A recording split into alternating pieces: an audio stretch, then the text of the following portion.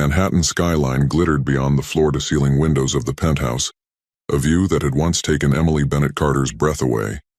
Now, 5 years later, those same lights seemed to mock her, their cold brilliance reflecting the emptiness of her marriage to one of New York's most powerful men. Emily's hands trembled as she placed the pregnancy test on Liam's mahogany desk, right next to her wedding ring. The ring's diamond caught the city lights, throwing prisms across the stark white envelope beside it. Inside that envelope was a letter she'd rewritten 17 times, trying to find the right words to say goodbye to a man who had never really seen her at all. The grandfather clock in the hallway struck midnight, its deep resonance echoing through the silent penthouse. Emily closed her eyes, remembering the countless nights she'd waited up for Liam, hoping that maybe this time he'd look at her with something other than cold indifference. "Mrs. Carter?" Rosa, their housekeeper, appeared in the doorway. Her weathered face was etched with concern. "The car is waiting downstairs." Emily nodded, gathering her courage. "Thank you, Rosa, for everything." The older woman stepped forward, pressing a small package into Emily's hands. "Your favorite tea, for the morning sickness." Her eyes were warm with understanding. "Sometimes the bravest thing we can do is walk away." Tears threatened, but Emily blinked them back. She'd cried enough in this house. Taking a deep breath, she smoothed down her simple black dress, so different from the designer clothes Liam insisted she wear to his corporate events. Tonight, she wasn't Liam Carter's trophy wife. She was just Emily, a woman choosing herself and her unborn child over a marriage that existed only on paper. The memory of last week's charity gala surfaced, sharp and painful. Liam's voice, cutting through a group of investors. "My wife, she's quite decorative, isn't she? Though I'm afraid that's the extent of her contributions."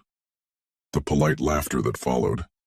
The way he'd dismissed her attempt to discuss a charitable initiative with a patronizing pat on her hand.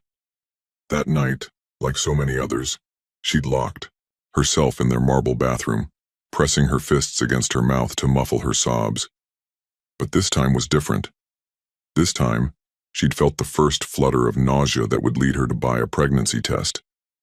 Emily moved through the penthouse one last time, her practical flat silent on the hardwood floors. So different from the click of the heels Liam required her to wear, even at home. "Appearance is everything," he'd say, his tone making it clear she was part of that appearance, nothing more. In their bedroom, she paused. The king-sized bed was immaculate, untouched on Liam's side. He rarely came home before midnight, and when he did, he usually slept in the guest room. "I have early meetings," he'd say, as if sharing a bed with his wife was an inconvenience he couldn't afford.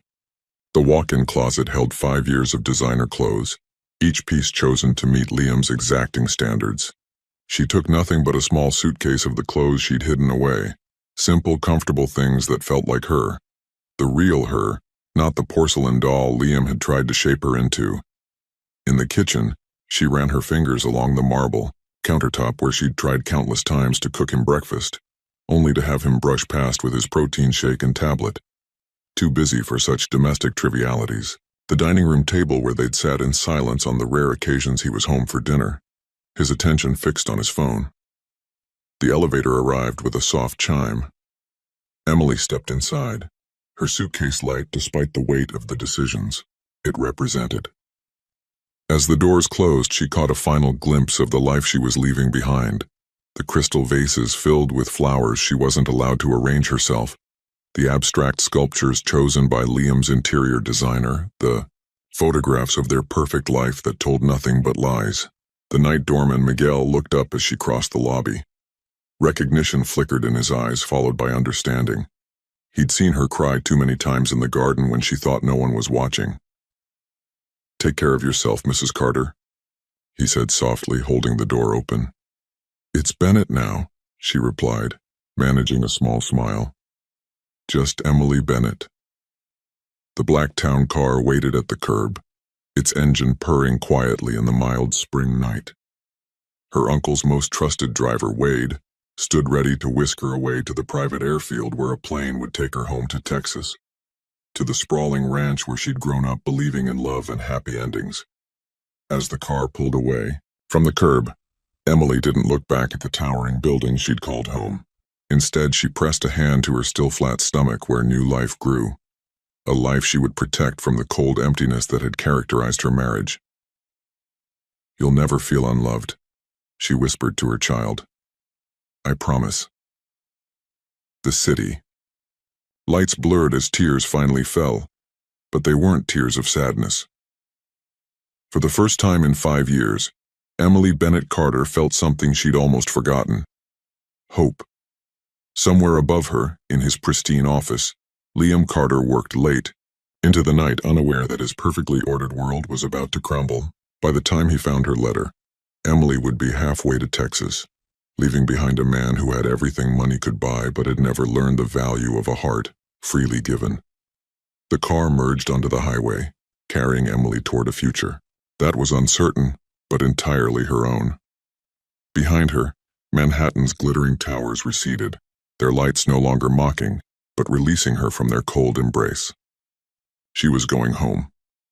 Not to the mansion in the sky that had been her prison, but to the wide-open spaces of Texas, where the morning sun painted the horizon in colors Liam would never appreciate, and where she could finally remember who she was before she became Mrs. Carter. In her pocket, her phone buzzed, probably another demanding message from Liam's assistant about tomorrow's schedule of social obligations. Emily pulled out the device and, without looking at the screen, powered it off. Tomorrow's schedule didn't matter anymore. Tomorrow, she would wake up free. Liam Carter didn't notice anything amiss when he first entered the penthouse at 3 a.m. The silence was normal. He preferred it that way. Preferred not having to engage in pointless small talk about his day or listen to his wife's attempts at meaningful conversation. His Ferragamo shoes clicked against the hardwood floors as he made his way to his office, tablet in hand, mind still consumed with the merger he'd been orchestrating for the past 18 hours. The deal would add another billion to his empire. That's what mattered. That's what had always mattered. The first sign that something was different came when he pushed open his office door. A faint scent of jasmine, Emily's perfume, lingered in the air. She never came in here. It was an unspoken rule, like so many others in their carefully ordered life. "What were you doing in my office?" he muttered, irritation creeping into his voice even though she wasn't there to hear it. Then he saw them. The ring, the envelope, and something else he couldn't quite make out in the dim light. His hand found the switch, flooding the room with harsh fluorescent brightness. The diamond ring, the one he'd chosen because it was the most impressive, not because it suited her delicate hand, lay cold and lifeless on his desk. Beside it, a pristine white envelope bore his name in Emily's elegant handwriting. And, next to that, Liam's breath caught. A pregnancy test. "Ridiculous," he scoffed, but his usually steady hands shook slightly as he reached for the envelope. Emily was prone to dramatic gestures. Last month, she'd threatened to redecorate their formal dining room with warm, homey touches. He'd shut that down immediately. The room, like everything else in his life, was perfect as it was. The letter opener sliced through expensive paper with surgical precision. Inside, 3 pages of Emily's handwriting awaited him. He began to read, his trademark smirk fading with each word. "Liam, by the time you read this, I'll be gone. Not just for a day or a week, but forever. I've spent 5 years trying to turn this marriage into something real, something warm and living. But you can't warm up a statue, can you? And that's what you are, beautiful, perfect, and completely cold. I used to dream about the day you'd look at me and really see me, not as an accessory or an obligation, but as a woman who loved you despite your cruel words and colder silences. I imagined you'd realize that success isn't measured in billions but in moments of genuine connection. But last week, at the gala, when you dismissed me in front of everyone, again, I finally understood. You're not capable of change because you don't want to change. You're comfortable in your fortress of wealth and indifference. I could have endured it, Liam. I have endured it. But now there's someone else to consider." Liam's eyes darted to the pregnancy test. positive. The word blazed up at him like an accusation. I'm carrying your child, but I won't let them grow up thinking love is a weakness and warmth is a flaw. I won't let them learn that success means sacrificing every genuine emotion on the altar of appearance. Don't try to find me. Your money and influence won't reach where I'm going. Consider this my gift to you, freedom from the burden of pretending to be a husband. You can finally be exactly what you've always wanted, completely alone with your empire. Emily. The letter crumpled in his fist. A strange sensation spread through his chest. Unfamiliar, uncomfortable. Was this panic? Richardson. He barked into his phone, not caring that it was nearly 4 a.m. His head of security answered on the first ring. Find my wife now. Sir? Richardson's voice was cautious. Mrs. Carter's phone appears to be turned off.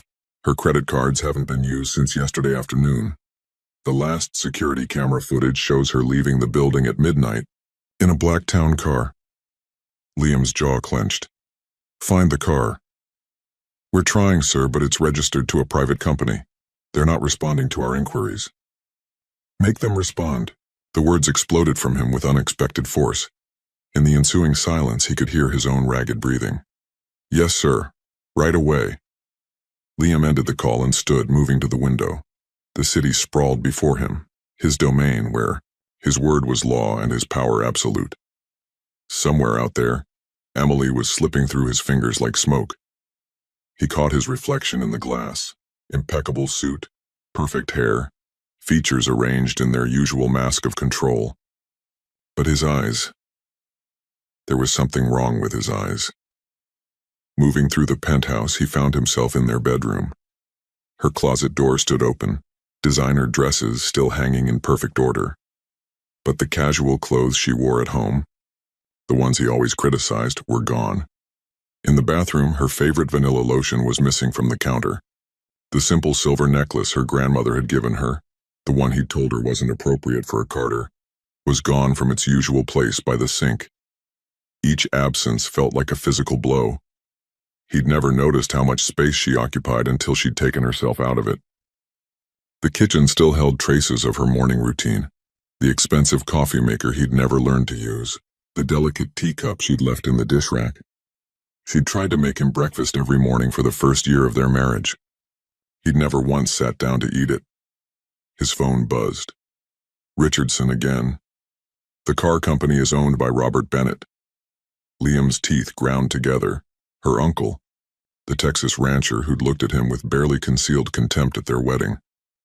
Get me everything on Bennett. Properties, business dealings, everything. Already done, sir. He owns a ranch outside Austin, 10,000 acres, very private. Local law enforcement is uncooperative with outsiders. Of course, she'd gone home, to the sprawling ranch where she'd grown up, where she'd been Emily Bennett, the woman who smiled easily and believed in love. Before he'd turned her into Mrs. Carter, who learned to hide her tears and silence her dreams. Get the jet ready. Sir, it's the middle of the night. Now. Alone again, Liam returned to his office. The pregnancy test seemed to mock him from his pristine desk. A child. His child. Growing inside the woman who'd finally had enough of his perfect, empty world. For the first time in decades, Liam Carter felt something crack in his carefully constructed armor. It wasn't quite pain.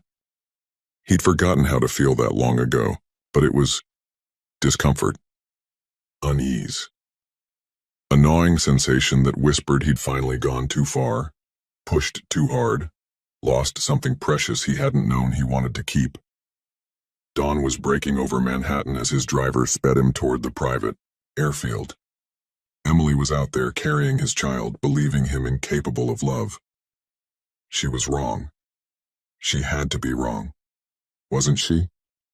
Dawn painted the Texas sky in shades of pink and gold as Emily's Uncle Robert's truck rumbled down the familiar dirt road toward Bennett Ranch. The ancient pickup's windows were rolled down, letting in the sweet morning air that smelled of grass and freedom. So different from the sterile, climate-controlled atmosphere of her Manhattan prison. You doing okay there, sweetheart?" Uncle Robert's weathered face creased with concern as he glanced her way. He'd been waiting at the private airfield when her plane landed, wrapping her in a bear hug that smelled of leather and sunshine. Emily managed to smile, one hand resting protectively over her stomach. "I'm better now." The words came out stronger than she expected. "I just need some time to remember who you are," he finished, nodding sagely. "Well, there's no better place for that than home." The ranch house appeared around the bend, its wraparound porch and whitewashed walls exactly as she remembered. Her childhood home stood proud against the rising sun, solid and real in a way the Manhattan penthouse had never been. Aunt Ruby burst out the screen door before the truck even stopped, her silver hair escaping its braid, apron dusted with flour. "Land's sake, girl, you're thin as a rail. What's that man been feeding you, air and caviar?" The laugh that bubbled up from Emily's chest surprised her. When was the last time she'd really laughed? Ruby's famous buttermilk biscuits would fix. "That right up," she said, climbing down from the truck. "Already in the oven, sugar."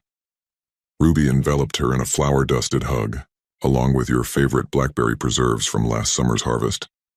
Emily's eyes filled with tears.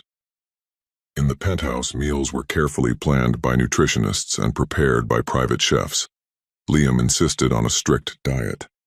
"Appearances matter in our circle, darling." And the joy of simple comfort food had become just another sacrifice on the altar of his expectations. "Now don't you worry about a thing," Ruby continued, steering her toward the house. "Your room's all ready, just like you left it, though we might need to make some changes soon."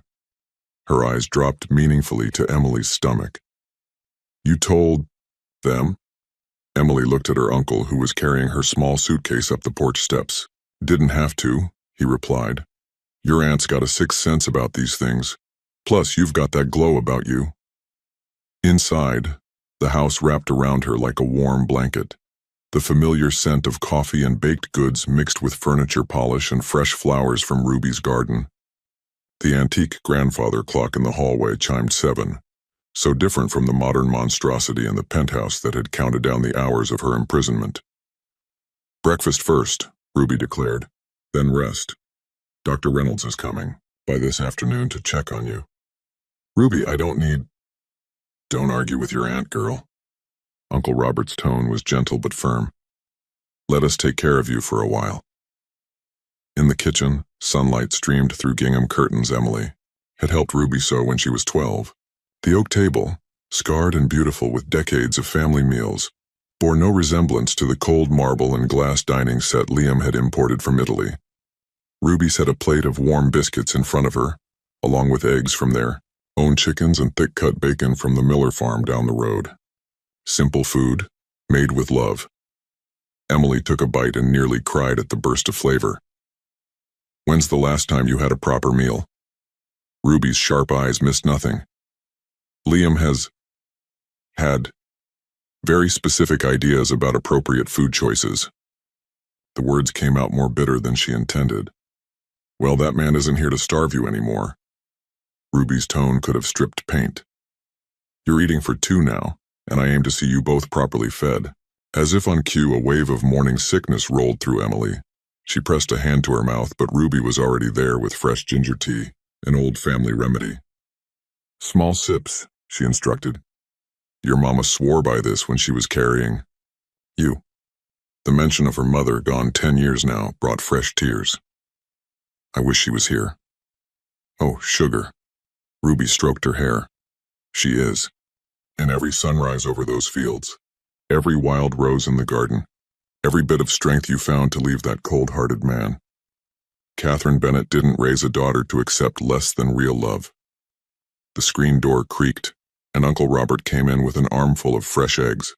"Got the hands working on fixing up the old cottage by the creek," he announced. "Thought you might like your own space once you're settled." Emily remembered the cottage, a charming 2-bedroom structure where the ranch foreman used to live. "You don't have to. Already decided?" He set the eggs down and kissed the top of her head. "Besides, gives me something to do besides worry about you." A truck engine rumbled in the distance. Through the window, Emily saw dust rising from the road. Her heart seized. Was it Liam? Had he found her already? That'll be Miguel with the morning feed, Ruby said, noting her panic. And don't you worry about that husband of yours showing up here. Your uncle's got the whole county on alert. Nobody gets within 10 miles of this ranch without us knowing. Emily relaxed slightly, but the fear lingered. Liam Carter wasn't a man who accepted defeat. When he found her letter and the pregnancy test, "He'll come," she said quietly. "When he realizes, let him." Uncle Robert's voice held steel. "This isn't Manhattan where his money talks and his name opens doors. This is Bennett land, has been for 5 generations. Here a man's worth is measured by the size of his heart, not his bank account." Emily nodded, but her hands shook slightly as she reached for her tea. She'd seen Liam destroy people who opposed him, crush competitors who dared to challenge his authority. The thought of him bringing that ruthless determination here to this peaceful place. "Stop that right now." Ruby's voice cut through her spiraling thoughts. "You're not alone anymore, Emily Rose Bennett. You've got family, you've got a whole community behind you, and most importantly, you've got that little one to think about." She nodded toward Emily's stomach. "Time to let us help you be strong." The morning breeze carried the scent of Ruby's roses through the open window, along with the distant lowing of cattle and the cheerful barking of the ranch dogs. This was real, Emily realized. Not the artificial perfection of her Manhattan life, but the messy, beautiful reality of home. "I need to learn how to be me again," she said softly. "Not Mrs. Carter, not Liam's perfect society wife, just Emily." "Well, there's plenty of time for that." Ruby set a jar of honey on the table. "And plenty of work to keep your hands busy while your heart heals. The garden needs tending, the books need updating, and I seem to recall you were quite the baker before that man decided it wasn't proper for his wife to have flour on her hands." Emily's fingers itched to sink into garden soil, to knead bread, dough, to do all the simple things Liam had deemed beneath her station. "I'd like that." Then it settled. Ruby poured more tea. "You rest today, get checked out by Doc Reynolds, and tomorrow we'll start bringing Emily Bennett back to life." Outside, the Texas sun climbed higher, warming the land that had nurtured generations of strong Bennett women. Emily felt something unfurling in her chest. Not quite peace, not yet, but the possibility of it. Here, surrounded by love and understanding, she could finally breathe. But even as she let the comfort of home wrap around her, a small voice whispered that the real battle was yet to come. Liam would find her, and when he did, she would need every ounce of newly rediscovered strength to stand her ground. For now, though she had biscuits and blackberry preserves, the love of family, and the first fragile shoots of hope taking root in her heart, it would have to be enough. The sleek private jet touched down at Austin Bergstrom International Airport just as the Texas sun reached its peak. Liam Carter emerged into the punishing heat, his bespoke suit already feeling oppressive. His driver hastily arranged by his local office where waited with a luxury SUV, but Liam could tell from the man's uncertain expression that this wouldn't be like Manhattan. "The Bennett Ranch, sir?" The driver, Dean, shifted uncomfortably. Well, it's a bit complicated." Liam's jaw tightened. "Everything has a price, find it. With all due respect, Mr. Carter, things work differently here." Dean chose his words carefully. "The Bennetts they're kind of local royalty, old money, older land, and they protect their own. I'm not here for a cultural lesson." Liam's voice could have frozen the Texas heat. "I'm here for my wife." The drive took them through increasingly rural landscapes, Manhattan's familiar skyline replaced by endless fields and scattered farmhouses. Liam's phone signal grew weaker until it disappeared entirely. He felt his control slipping with each mile. An hour into the drive, they approached a small town. The sign read, "Welcome to Cedar Creek, population 2,847. Dean pulled into a local diner. "We should stop here first," he suggested. "Get some local insight." Liam wanted to refuse, but his usual tactics were useless without cell service. He followed Dean into Bell's diner. immediately feeling every eye in the place turned toward him. The conversations didn't stop, but they shifted. His Italian leather shoes and tailored suit might as well have been a neon sign reading "Outsider." Behind the counter, a woman in her 60s studied him with knowing eyes. "You must be Liam Carter," she said as he approached. Her name tag read, Betty. "Figured you'd show up sooner or later." Liam's practiced smile did nothing to warm her expression. "Then you know why I'm here." "I know you're looking for Emily Bennett." She emphasized the last name. "I also know you'd do better to turn around and head back to whatever big city you came from." "She's my wife." "A piece of paper doesn't make someone yours." Betty's voice carried, meant to be heard. 5 years of treating her like she was nothing. That's what makes her not yours anymore. Anger flared in Liam's chest. "You don't know anything about my marriage. We know enough." A man at the counter turned toward them. His weathered face had seen decades of sun. "We know every time that girl came home to visit, she was a little more broken, a little more quiet, until she wasn't our Emily anymore." "Your Emily?" Liam's laugh was cold. "She's Emily Carter, my wife, and she's carrying my child." The diner went silent. Real silence this time. Betty's eyes narrowed. "So that's what brought you running. Not love, not concern. Just your precious legacy. I don't have to explain myself to you." Liam turned to leave but found his path blocked by 2 large men in ranch wear. "Actually, you do." The taller one spoke softly. "See, Emily's family. Not by blood, but by something stronger. We watched her grow up. Watched her fall in love. With a man who promised her the world but gave her a cage instead." "Move," Liam commanded, using the tone that made CEOs tremble. Neither man budged. "Your money's no good here," the other man said. "Your name doesn't mean anything. And until you understand that, you're not getting anywhere near that girl." Dean cleared his throat from the doorway. "Mr. Carter, maybe we should—" "Fine." Liam straightened his jacket. "I'll find her myself." "Good luck with that." Betty's voice followed him out. "Every road to the Bennett Ranch goes through people who love Emily, and none of us are for sale." Back in the SUV, Liam's carefully controlled facade cracked slightly. He pulled out his phone. Still no signal. "There's another route," Dean offered hesitantly. "Longer, but just drive." They took back roads, passing scattered houses, and endless fences. Each mile felt like moving further from civilization, from the world Liam understood and controlled. Finally, they approached a massive iron gate. The sign read, "Bennett Ranch, Estier 1875" in weathered letters. 2 armed men on horseback watched their approach. Liam stepped out of the SUV, ignoring the dust on his shoes. "I'm here to see my wife." "Mr. Carter." The older of the 2 riders nodded. "We've been expecting you. Mr. Bennett would like a word first." "I don't have time for—" "Make time." The second rider's hand rested casually on his holstered gun. "Or make tracks. Your choice." For the first time in years, Liam felt genuinely powerless. No amount of money or influence could move these men.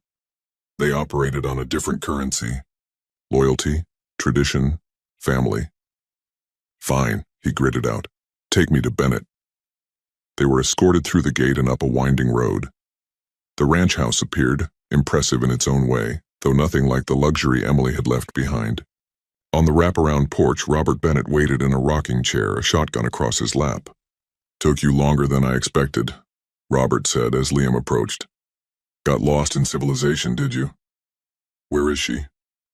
"Safe." Robert's eyes were hard. "Happy for the first time in years, and you're not going to change that." "She's carrying my child." "So it is the baby you're here for." Robert stood, his height matching Liam's. "Not the woman you broke piece by piece. Not the heart you froze out. Just your heir. You don't understand." "No, you don't understand." Robert's voice cut like a whip. "Emily isn't just some trophy you can claim. She's a Bennett. Always has been, always will be. And on this land, that means something. I have rights." "Rights?" Robert laughed, but there was no humor in it. Let me tell you about rights, boy. That girl had the right to be loved, to be respected, to be treated like a human being instead of a decoration. You threw away your rights when you threw away her heart. Liam's fists clenched. I'll take this to court. Go ahead. Robert gestured to the vast ranch around them. Spend your millions, pull your strings, but remember, every judge, every lawyer, every person with any power in this county has known Emily since she was born. They've watched what you did to her. How do you think that'll play out?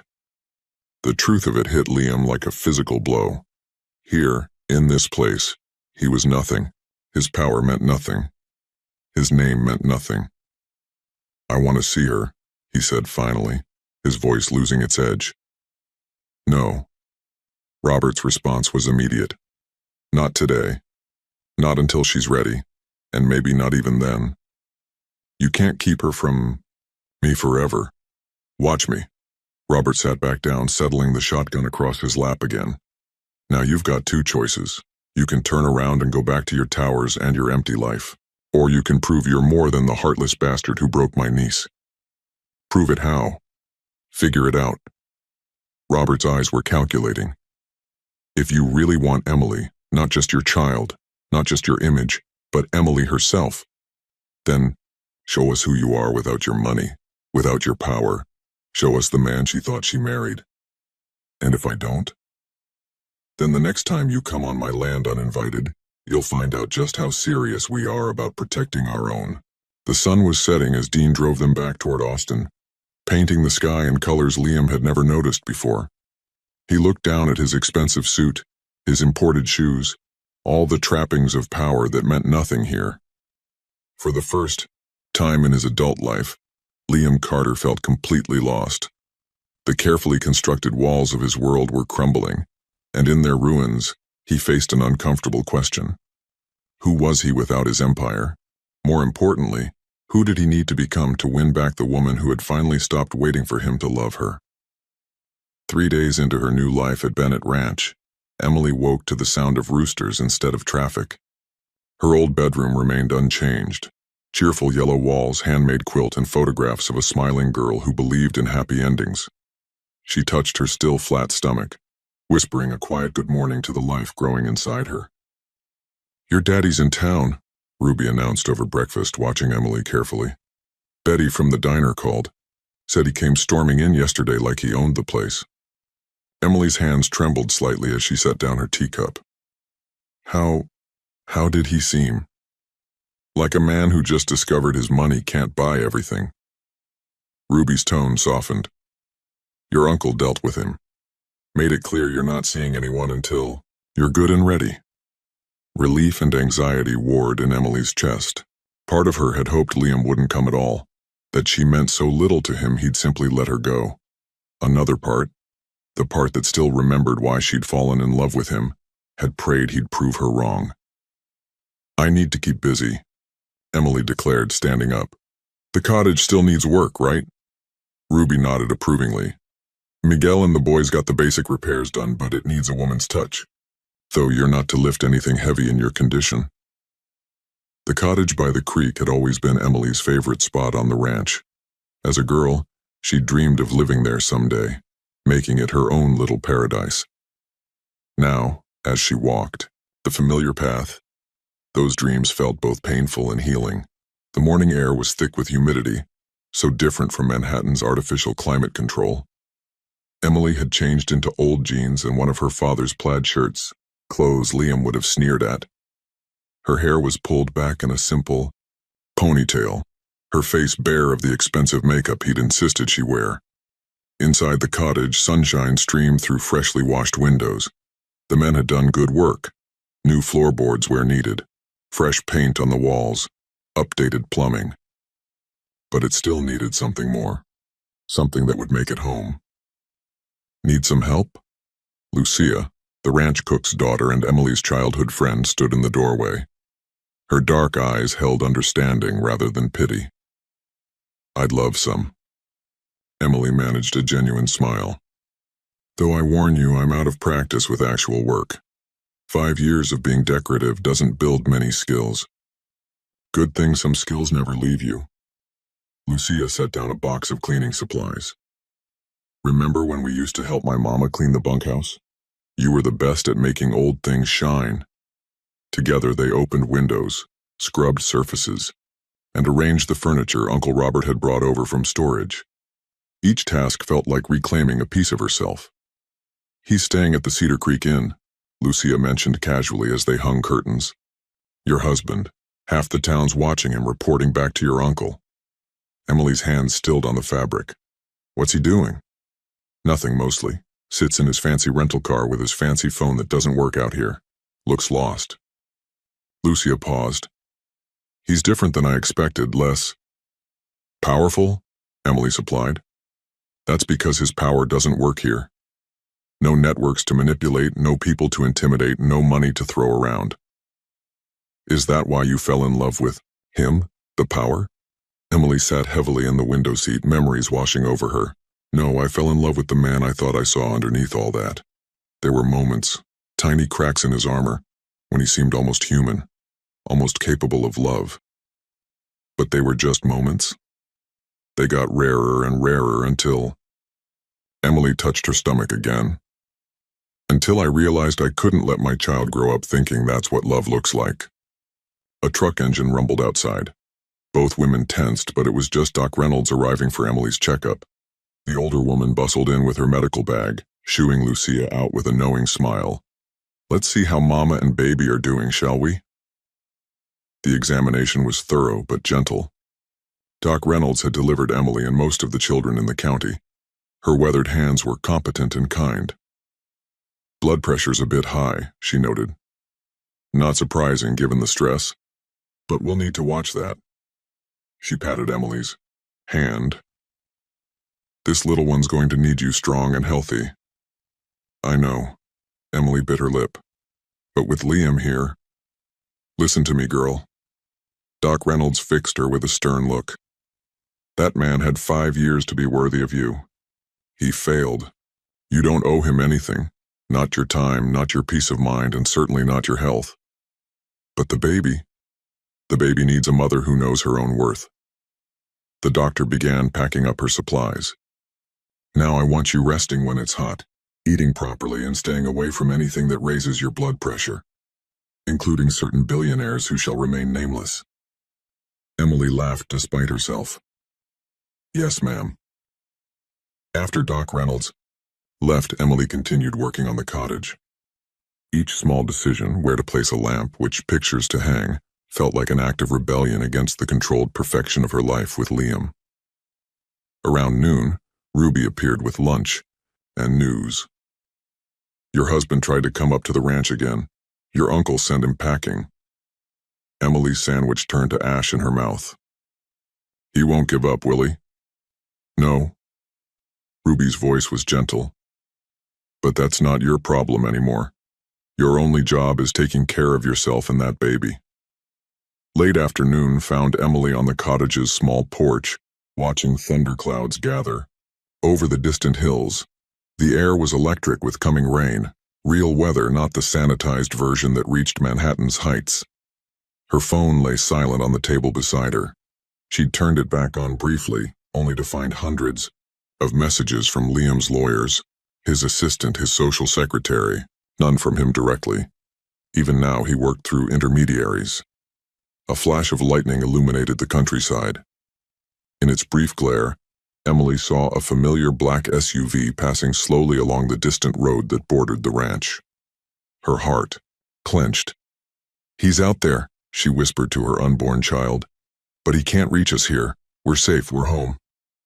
The first fat drops of rain began to fall as Uncle Robert's truck appeared, heading off the unwelcome visitor. Emily watched until both vehicles disappeared into the gathering storm. Inside the cottage, she lit a lamp against the darkening sky. The small space glowed with warmth, so different from the cold sophistication of the penthouse. Here, surrounded by memories and love, she could feel herself growing stronger. Thunder rolled across the Texas sky as Emily began unpacking boxes of her childhood belongings. Each item was a piece of her true self, the self she'd buried under Mrs. Carter's perfect facade. A worn copy of her favorite novel, its pages dog-eared and loved. A collection of seashells from family trips to the Gulf Coast. A photo album full of genuine smiles and messy happiness. At the bottom of one box, she found her mother's journal. Catherine Bennett's words filled the pages with wisdom and love. Remember, my darling girl, you come from a long line of women who chose their own paths. Never let anyone dim your light. Emily held the journal close, tears mixing with determination. I won't, Mama. Not anymore. The storm raged outside, but inside her cozy cottage, Emily Bennett was building something stronger than the walls of any penthouse. A foundation for a new life. One where she could be herself. Where her child would grow up surrounded by real love. And if Liam Carter thought he could storm these walls like he did his corporate takeovers, he was about to learn what real strength looked like. The kind that grew not from power or money, but from knowing exactly who you are and what you deserve. The rain drummed on the roof, nature's lullaby replacing the city's endless noise. Tomorrow would bring new challenges, but tonight, Emily was exactly where she needed to be, finding her way back to herself. One memory, one choice, one moment of courage at a time. The Cedar Creek Inn was the finest accommodation the small Texas town had to offer, which meant it was the worst place Liam Carter had stayed in 20 years. The air conditioning struggled against the heat, the Wi-Fi was spotty at best, and the coffee maker in his room looked like it belonged in a museum. 5 days had passed since his confrontation with Robert Bennett. 5 days of watching his empire run without him through unreliable internet connections and dropped calls. 5 days of realizing just how powerless he truly was here. Sir? Dean, his driver, knocked on the door. I've got those files you asked for. Liam opened the door, his usual impeccable appearance slightly wilted by the Texas humidity. The local dry cleaner had done their best with his suits, but they weren't equipped for Italian wool and French silk. What did you find? Dean spread several folders on the small room's desk. Everything public record has on Emily's life here. School records, local newspaper articles, community involvement. She was really something. Liam picked up the first folder. A newspaper clipping showed a teenage Emily receiving an award for her volunteer work at the local animal shelter. Her smile was radiant, real. Nothing like the careful, practiced expression she'd worn at his corporate events. There's more, Dean continued. Everyone I talked to had a story about her. How she taught swimming at the community pool every summer. How she organized food drives during hard times. How she helped deliver a neighbor's baby during a snowstorm when the roads were blocked. Enough. Liam's voice was sharp, but his hands were gentle as they touched a photograph of Emily surrounded by laughing children at what appeared to be a county fair. Sir, if I may. Dean hesitated. The locals, they don't hate you because you're rich or because you're from New York. They hate you because they watched her change. Stop smiling, stop helping, stop being Emily. The words hit harder than any corporate takeover ever had. Liam moved to the window, looking out at the dusty main street below. Betty's diner was doing brisk breakfast business, the same people who had blocked his path gathering for their morning coffee. Mr. Carter? His assistant's voice crackled through his laptop. The Beijing merger is stalling. They're demanding your personal attention. Handle it. But sir, I said handle it. The words echoed in the small room. On the street below, several people looked up at his window, their expressions a mixture of disapproval and judgment. His phone buzzed. Another message from his lawyers about forcing access to the Bennett ranch. They had drafted injunctions, restraining orders, every legal document money could buy. But Liam hadn't signed any of them. Robert Bennett's words haunted him. Show us who you are without your money, without your power. Who was he? The question had been gnawing at him since he arrived. In New York, he was Liam Carter, business titan, the man who could buy or crush anything in his path. Here, he was just a man who had broken something precious and didn't know how to fix it. Dean, he said suddenly, what do people do here? Normal people? The driver looked startled. Sir? During the day, when they're not. He gestured vaguely at his laptop, his phone, all the trappings of his usual life. Well, Dean thought for a moment. There's Jack's hardware store. He's looking for help since his son went off to college. The community center always needs volunteers. The Miller farm is short-handed for the harvest. Manual labor? Liam's incredulity was evident. You asked what normal people do. Dean's voice held a challenge. Normal people work with their hands, help their neighbors, build things instead of buying them. Liam looked down at his manicured hands, soft from years of boardrooms and luxury. What had he actually built? His empire was made of acquisitions and hostile takeovers. Even his marriage had been a business transaction, the perfect wife, to complete his perfect image. A knock at his door interrupted his thoughts. Betty from the diner stood there holding a paper bag. Breakfast, she said before he could speak. Real food, not that fancy room service mess you've been picking at. I didn't order. Emily used to love my biscuits and gravy. Betty's eyes were sharp, but not unkind. Said they reminded her of home. Course that was before you decided she needed to count every calorie and watch every bite. Shame, an unfamiliar emotion, crept up Liam's neck. I was trying to protect her image. No, you were trying to control her. There's a difference. Betty set the bag down. Eat, then maybe take a walk around town. See the place she loved before you made her forget how to love anything. After she left, Liam opened the bag. The smell of real, homemade food filled the room. When was the last time he'd eaten something that wasn't prepared by a celebrity chef or measured by a nutritionist? He took a bite of the biscuits and gravy, and memories flooded back. Emily, in their first year of marriage, trying to recreate her aunt's recipes in their state-of-the-art kitchen. The way he'd dismissed her efforts, insisted on professional catering, told her it wasn't appropriate for his wife to cook. The food turned to ash in his mouth. Outside, the town was coming to life. Shops opening, people greeting each other by name, the kind of community where everyone knew everyone else. The kind of place where a girl like Emily could grow up believing in love and happy endings. The kind of place he had taken her from. Liam changed into the only casual clothes he owned, designer jeans and a polo shirt that still screamed money. It was all wrong, but it was a start. Dean, he called, take me to Jack's hardware store. The next few hours were a revelation. Jack, a gruff man in his 60s, put him to work organizing inventory. The work was mindless, physically demanding, and somehow more exhausting than any corporate negotiation. You're doing it wrong, Jack said, watching Liam struggle with a box of power tools. Been doing it wrong with Emily too, from what I hear. Does everyone in this town know my business? When you hurt one of our own? Yeah, we make it our business. Jack showed him the proper way to lift the box. Emily used to come in here with her uncle, learning how to fix things instead of just replacing them. Had a real talent for it. By midday, Liam's expensive polo was stained with dust and sweat. His back ached, his hands were dirty, and he had accomplished exactly nothing by New York standards. But he had learned the names of 3 regular customers. Had heard stories about Emily's childhood from people who actually knew her, not just the polished society wife she had become. Had felt for the first time what it was like to do something real with his hands. Come back tomorrow if you want, Jack said as Liam prepared to leave. Got plenty more needs doing.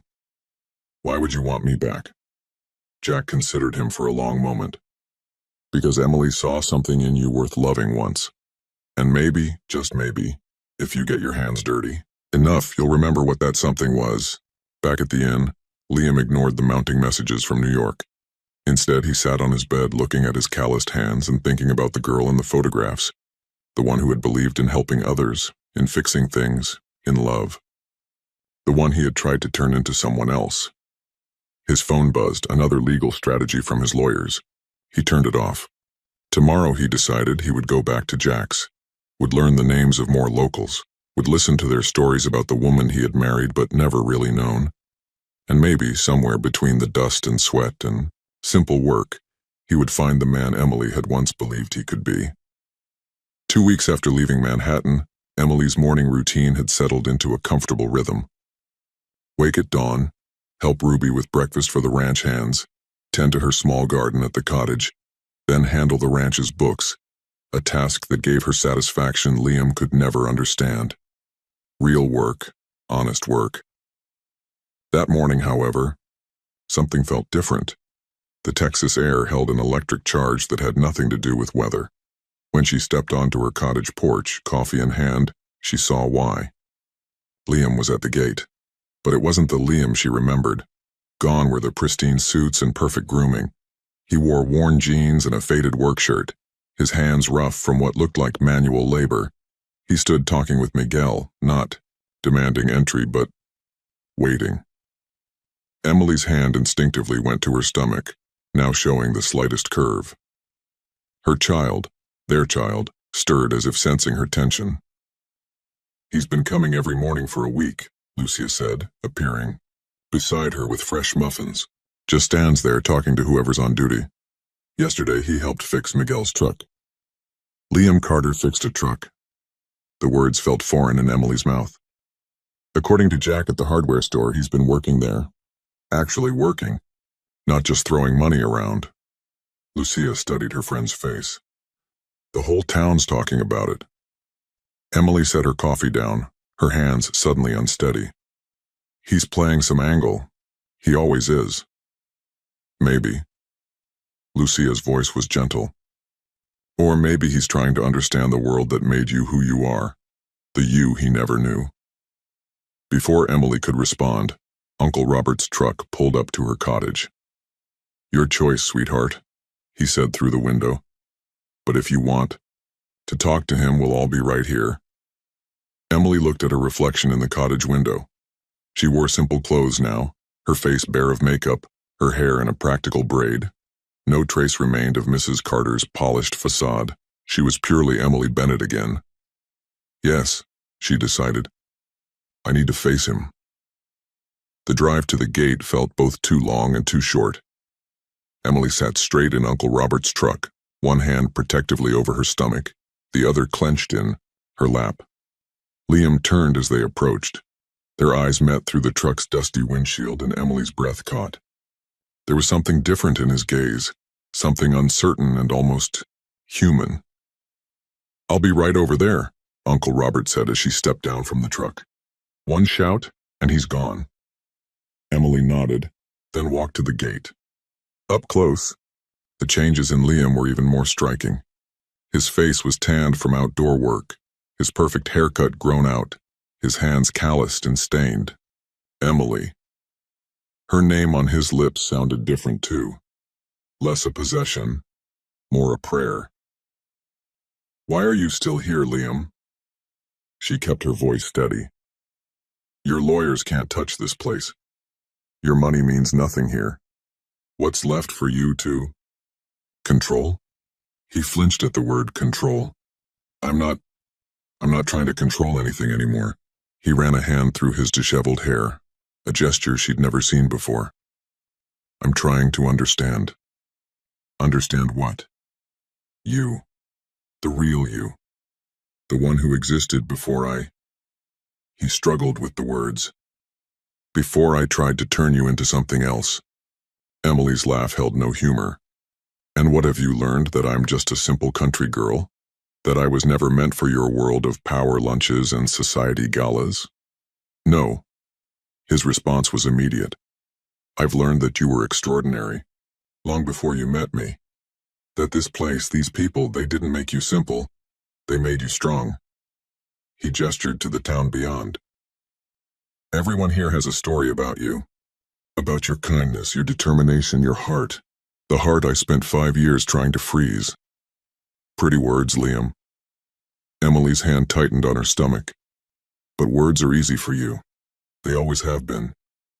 His eyes followed her protective gesture. Is the baby okay?" The genuine concern in his voice almost broke her composure. "The baby's fine, growing strong, just like its mother." "Emily, He gripped the gate, knuckles white. "I don't know how to do this. How to be real. But I'm trying. For the first time in my life, I'm trying." "Why?" Because I'm carrying your air? Because I damaged your perfect image by leaving? Because I miss you." The words exploded from him, raw and uncontrolled. Not the wife I created. Not the perfect Mrs. Carter. I miss the way you used to look at me like I could be better than I was. The way you tried to make our house a home before I shut down every attempt. The way you loved me before I taught you not to. Emily's carefully constructed walls trembled. "Don't," she whispered. "I've spent 2 weeks in this town," he continued, his voice rough. "Working at Jack's Hardware, learning names, hearing stories. Yesterday, I helped deliver Mrs. Miller's calf. Me, Liam Carter, up to my elbows in—" He shook his head. "And you know what? It felt real. More real than any deal I've ever closed. What do you want from me, Liam?" "A chance." He met her eyes. "Not to be your husband again. I haven't earned that.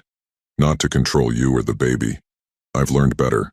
Just a chance to know the real Emily Bennett. The one who taught swimming lessons and organized food drives and believed in helping people instead of using them." Emily studied him, seeing past the surface changes to the battle raging behind his eyes. The mighty Liam Carter, brought low not by corporate raiders or market crashes, but by the simple authenticity of a small Texas town. "I can't trust you," she said finally. "Not yet. Maybe not ever." "I know." He stepped back from the gate. "But I'll be here, working at Jack's, learning to use my hands instead of my wallet, trying to understand the world that shaped you." He paused. "And if you're ready to talk again, I'll be at Betty's Diner every morning at 7. Just to talk. About the baby, about the weather, about anything you want." Emily felt tears threatening. "And if I'm never ready, then I'll still be grateful for these weeks, for seeing who you really are, even if I had to lose you to do it." He turned to go, then stopped. "You're glowing, you know. Pregnancy suits you. You look free." She watched him walk away, his expensive shoes dusty from the Texas dirt. He moved differently now, without the predatory grace that had once defined him. Instead, he walked like a man carrying a heavy burden, the weight of his own awakening. Uncle Robert's truck pulled up beside her. "You okay, sweetheart?" Emily touched her stomach, feeling her child move beneath her hand. "I don't know," she answered honestly. "He's different." "People can change," her uncle said carefully, "if they want it bad enough. And if they don't?"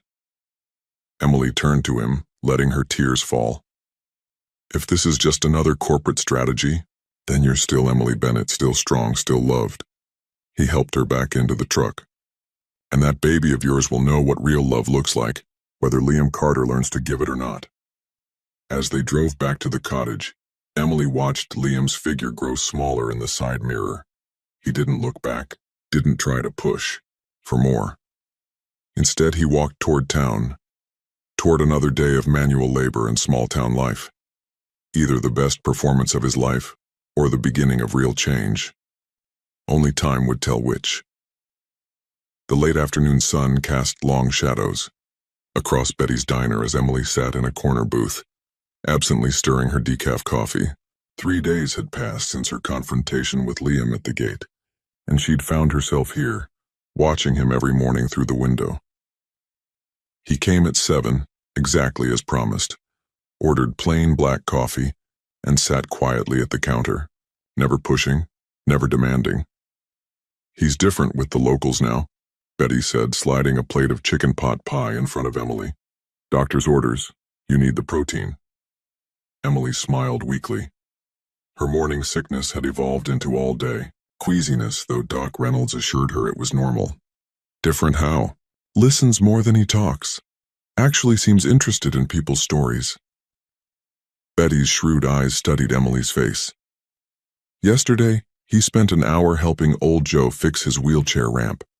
The Liam Carter who first stormed in here would never have touched a hammer." The bell above the door chimed. Lucia entered, covered in dust from the ranch, and slid into the booth across from Emily. Your husband's got quite the fan club forming. Emily raised an eyebrow. What do you mean? The Miller kids adore him. Turns out the big bad billionaire knows magic tricks. Lucia stole a bite of pot pie. And Mrs. Rodriguez says he's been taking Spanish lessons from her grandson, actually trying to learn, not just throwing money at a tutor. It's an act, Emily insisted, but her voice lacked conviction. It has to be. Does it? Lucia leaned forward. Because Jack says he's never seen anyone work so hard to learn something they're terrible at. Your man's got blisters on top of blisters, but he keeps showing up. Emily's hand went to her stomach, a protective gesture that had become habit. The baby moved, as if responding to her turmoil. He asked about the nursery, Betty mentioned, casually.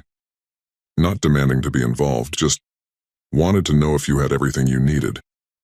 I don't want his money, Emily said sharply. Honey, he wasn't offering money. Betty's voice softened. He was asking if you needed help painting. Said he's gotten pretty good at it, working on the community center with Jack. The words hit Emily like physical blows. Each one challenged her carefully constructed image of Liam as the heartless corporate raider who had tried to freeze her soul. I found something, Lucia said quietly, pulling a worn leather notebook from her bag. In the old storage room at the ranch. Thought you should see it. Emily recognized her mother's handwriting immediately. The journal was dated from the year before Catherine Bennett died. Read the marked page, Lucia urged. Emily's hands trembled as she opened to the ribbon bookmark. My darling girl brought home a young man today. Ambitious, driven, wrapped in armor so thick he probably thinks no one can see through it. But I see the way he watches Emily when he thinks no one's looking. The way his carefully constructed walls crack just a little when she laughs. There's a heart in there, buried under years of frost. The question is, will he let her warmth reach it before his cold freezes her fire? Mama saw it, Emily whispered. She saw him, the real him, before I did. Maybe she saw what could be, Lucia suggested. What he's trying to become now. The diner's door chimed again. Liam entered, dusty from work at the hardware store.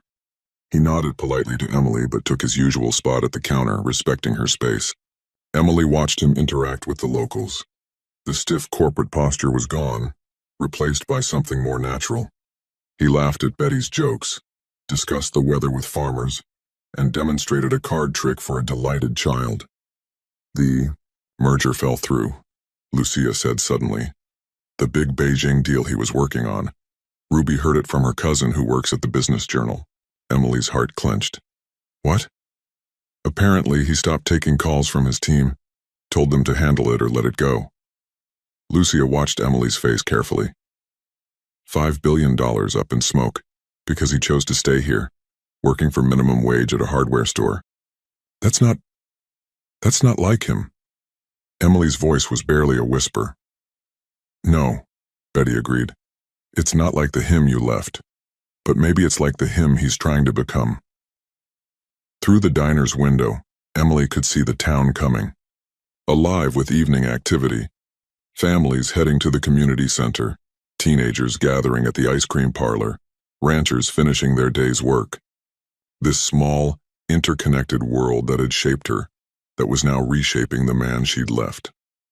He asks about you, Betty said softly. Not prying, just genuine questions. About your childhood, your dreams before he made you pack them away. Yesterday, he spent an hour looking at the old photos on my wall, studying everyone you're in, like he's trying to understand who you were before he tried to change you. Emily remembered their first date, years ago, how Liam had seemed almost shy when he asked about her volunteer work. How he'd listened, really listened, before the corporate world convinced him that such things were beneath him. I'm scared, she admitted, one hand protectively over her child. Not of him exactly, but of hoping, of believing he can change, only to have him become himself again, Lucia finished. The thing is, I don't think he knows who himself is anymore. That's why he's here, doing honest work, learning to be human. The sun was setting, painting Cedar Creek's main street in shades of gold and pink.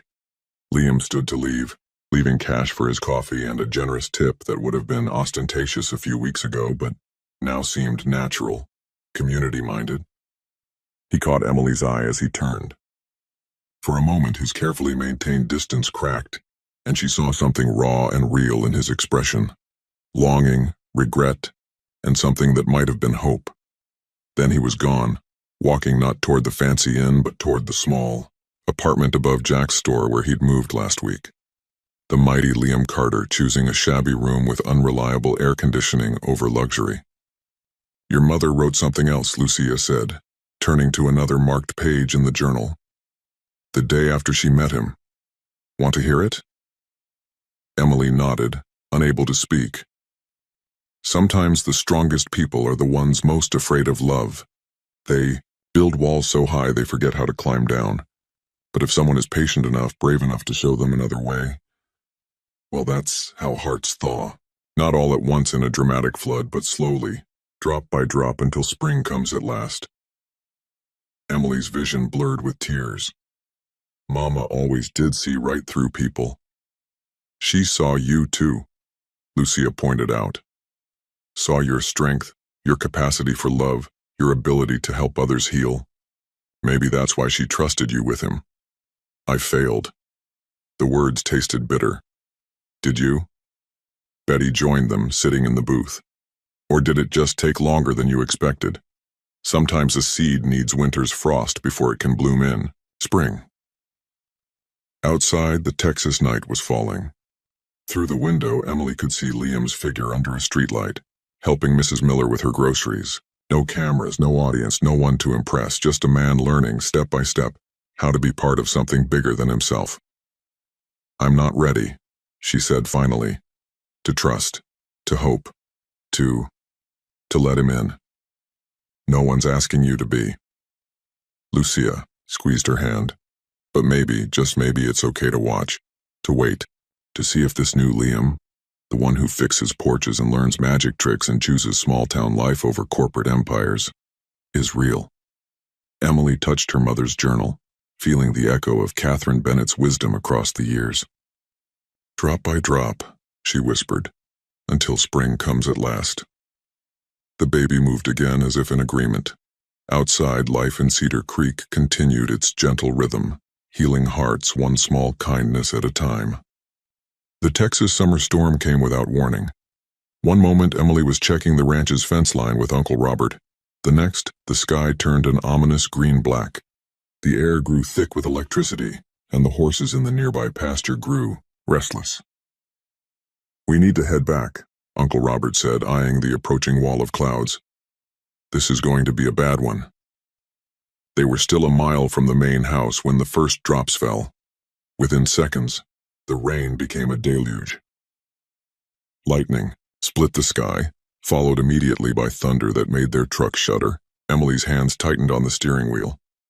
At 5 months pregnant, her belly was clearly visible now, and the baby was particularly active during storms. A sharp pain shot through her abdomen, making her gasp. "Emily?" Uncle Robert's voice was sharp with concern. "I'm fine," she managed, but another cramp hit stronger this time. The world swam before her eyes. "Pull over, now!"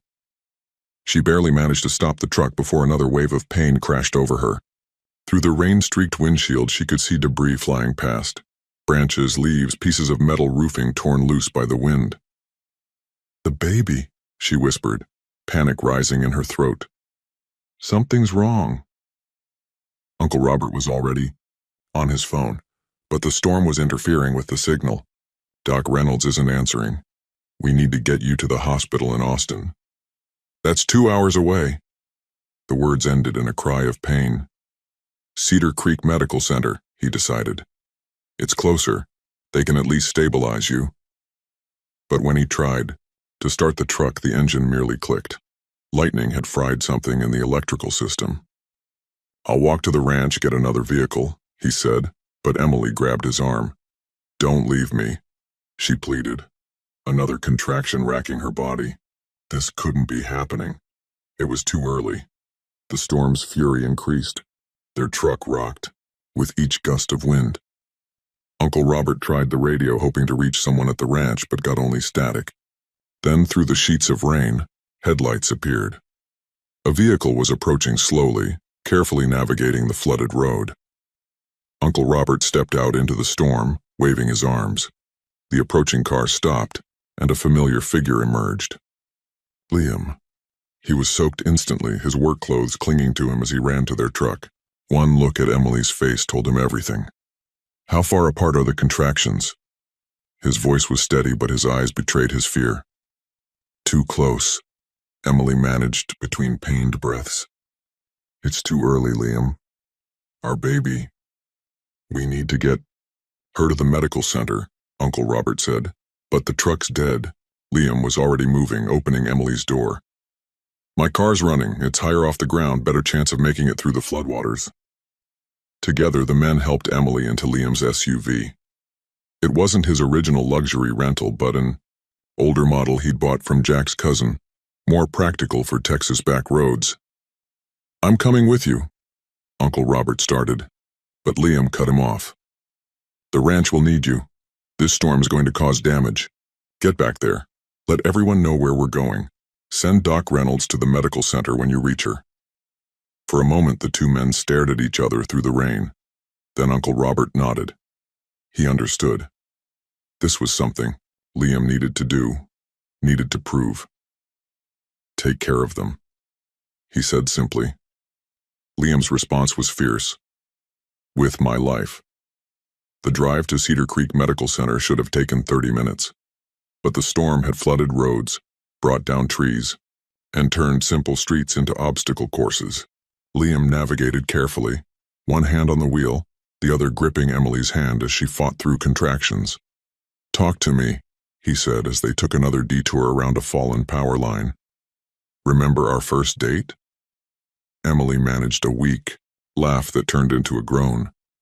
You took me to that ridiculous 5-star restaurant, and you hated every minute of it.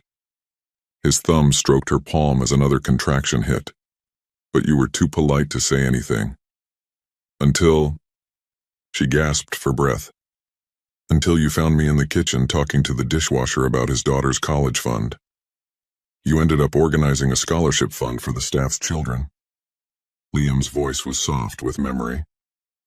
That's when I started falling in love with you, and when I started getting scared. Scared? Emily turned to look at him through pain-blurred eyes. Of feeling that much, of needing someone that much. He swerved around a flooding dip in the road. So I did what I always did, tried to control it. Control you. Turn you into something safe. Liam, whether from pain or emotion, tears streaked her face. I was wrong, he continued, his voice raw. So wrong. You were perfect exactly as you were. Perfect in your kindness, your realness, your heart. And I almost destroyed all of that because I was too much of a coward to. A massive contraction cut off their conversation. Emily cried out, her hand crushing his. We're almost there, he promised. Hold on, love, both of you, hold on. The medical center appeared through the rain like a beacon. Liam pulled up to the emergency entrance where staff were already waiting. Uncle Robert must have gotten through to someone. Everything happened in a blur after that. Emily was whisked away on a gurney, leaving Liam standing in the waiting room, soaked and shaking. He'd never felt so helpless in his life. Hours passed. The storm raged outside while Liam paced, prayed, and promised every deity he knew that he'd spend the rest of his life making up for his mistakes, if they'd just let Emily and their child be okay. Finally, Doc Reynolds arrived, having braved the storm as soon as she got the message. She disappeared into the emergency department without a word to Liam. More waiting, more pacing, more prayers from a man who'd never believed in anything but himself. When Doc Reynolds finally emerged, her face was grave. The baby's in distress. Emily's blood pressure is dangerously high. They're preparing for an emergency C-section. Can I? Liam's voice broke. Can I see her? The doctor studied him for a long moment. 2 minutes. That's all I can give you. Emily lay pale against the hospital sheets, monitors beeping around her. When Liam entered, her eyes found his immediately. I'm sorry, they both said at once. No. Liam moved to her side, taking her hand. You have nothing to be sorry for. I'm the one who... God, Emily, I wasted so many years trying to change the most beautiful thing in my life instead of changing myself. Liam, she whispered, if anything happens, nothing's going to happen. His voice was fierce. You're the strongest person I know. You and our baby are going to be fine. And then I'll spend the rest of my life proving I can be worthy of you.